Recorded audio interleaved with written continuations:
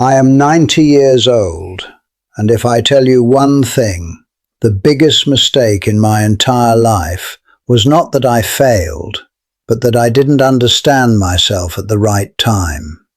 I built everything in my life: name, money, relationships, respect. But one day it all started to feel empty inside me.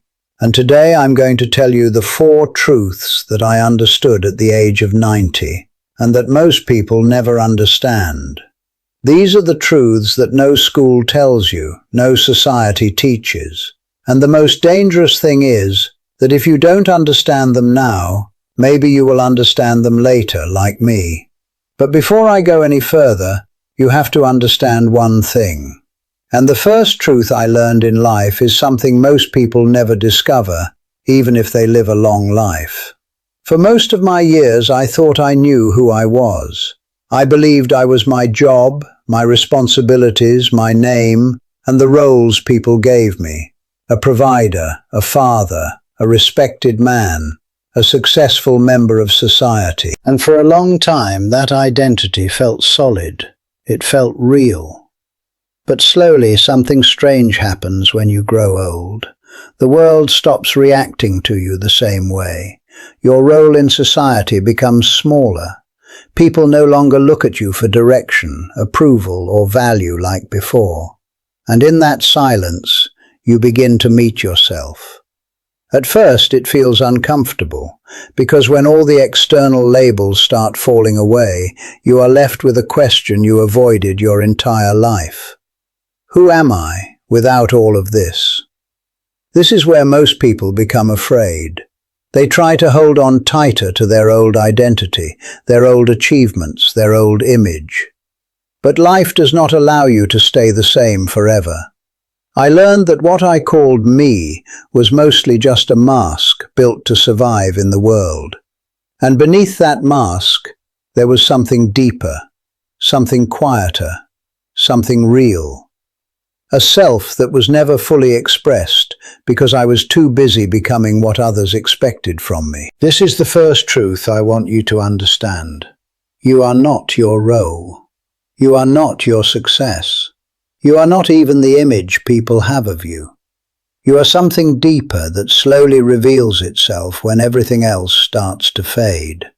And I wish I had understood this earlier, because it changes the way you live your entire life. And after I began to understand who I truly was beyond my roles, I faced something even more difficult. Something most people spend their entire lives running away from. I had to face my shadow. The shadow is everything we refuse to see in ourselves. The anger we hide, the jealousy we deny, the regrets we bury, the desires we are ashamed of, the mistakes we pretend never happened. When I was young, I believed being a good man meant removing all of that. I thought maturity meant control, discipline, and perfection. So I built a version of myself that looked acceptable from the outside. But what I did not understand was this. Nothing inside you disappears just because you refuse to look at it. It only goes deeper, and it waits. In my later years, when life became quieter and distractions slowly faded, I started noticing something disturbing. Thoughts and memories I had ignored for decades started returning. Old regrets, conversations I wished I had handled differently, words I should have said, and words I should never have spoken. At first, I tried to fight them. I tried to justify myself, to explain my past actions, to protect my image even in my own mind. But the truth is, you cannot heal what you refuse to see. There was a moment in my life when I finally stopped running. I allowed myself to admit the truth about my own imperfections, my pride, my mistakes, my emotional blindness in certain moments of my life. And something unexpected happened. I did not become worse. I became lighter. When you carry your shadow without awareness, it becomes heavy. It turns into guilt, irritation, and silent bitterness that you cannot explain. But when you finally acknowledge it, without pretending, something inside you relaxes.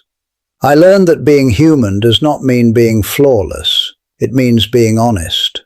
Not everything inside you needs to be fixed. Some things only need to be understood. And this is the second truth I want you to remember. The parts of yourself that you deny will control you quietly for the rest of your life. But the parts you accept will finally stop hurting you. I wish I had known this earlier, because so much of my unnecessary suffering came not from my life, but from my refusal to see myself clearly. And there came a time in my life when everything I once chased so desperately started to lose its meaning. For most of my younger years, I believed life was about building something big. Success, money, recognition, respect. I thought these things were not just important, but necessary for a meaningful life. So I kept running. I worked harder. I pushed myself further. I measured my worth by what I achieved and how others responded to it. And for a while it worked. I was respected. I was seen as successful. I was someone people turned to for answers. But something strange happens when you get older. The urgency of achievement fades. The applause becomes quieter. And the goals that once felt so important no longer carry the same emotional weight.